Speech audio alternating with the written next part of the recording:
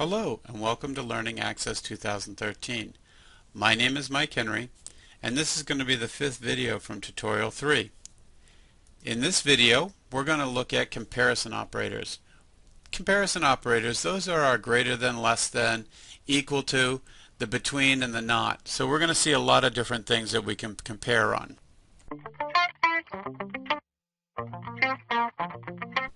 Another focus we're going to look at here is how to eliminate records, but not as an exact match, but instead we're going to use another category called a comparison operator. Comparison operators are your greater than, less than, your equal to's, things like that.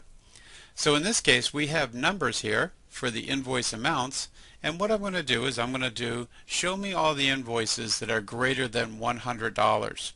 So I'll put in my greater than symbol in the criteria below invoice amount, and I'll put in 100. So show me everything greater than 100. And I go ahead and I view that. And what you can see is I come up with 32 invoices, and you can look at the amounts. There's 250 to 300, 125. All these amounts are greater than 100. It's important you check your work because you might have put the symbol in the wrong direction, and we might be looking at all the invoices that were actually less than 100. Now when we go back here we can see there was 32. When we go back here we also have the ability to do comparison operators of greater than, equal to, or less than equal to. So in this case I'm going to change this to a greater than, equal to, and there's two ways for me to do this. The one way for me to do this is to put the equal then symbol right after the greater than, so I put my equal there, and this is going to show me everything that's greater than or equal to 100. And when I click this you can see I get 17 records. So there's a lot of invoices that were $100 even because before we had 32 records. So this is showing me everything greater than, equal to $100. Now I could have also done that by removing the equal sign here. You can see this shows my greater than 100. I have an or line, and I could have put 100 down here. So it says show me everything greater than 100 or everything equal to 100. We'll learn more about the or later on, but you can see it gives me my same results. Now I can also do this. I can also ask show me everything that is not $100. Everything that's not 100. And I can do that in two different ways. The first way I could do this is put the less than symbol in front of this. So a less than and a greater than means not, and you'll see that I get 119 records, and as I look through these not one of them is going to be $100. So that's a not operator. The other thing I could have done is I could have just typed in the word not.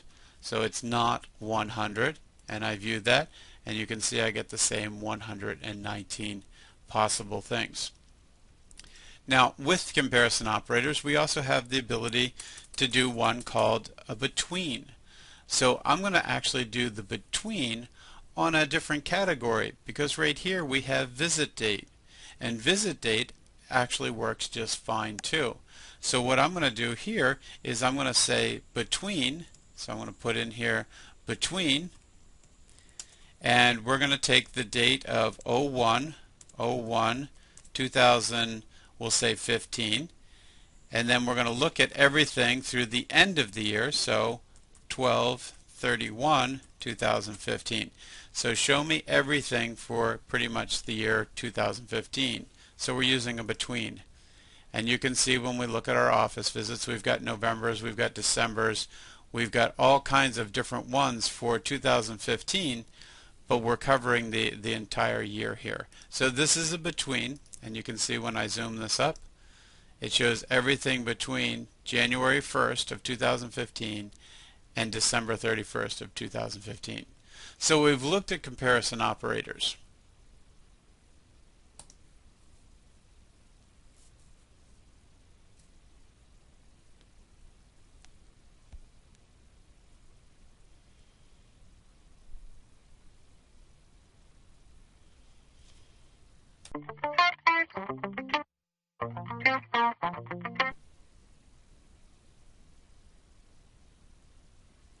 So we looked at the comparison operator.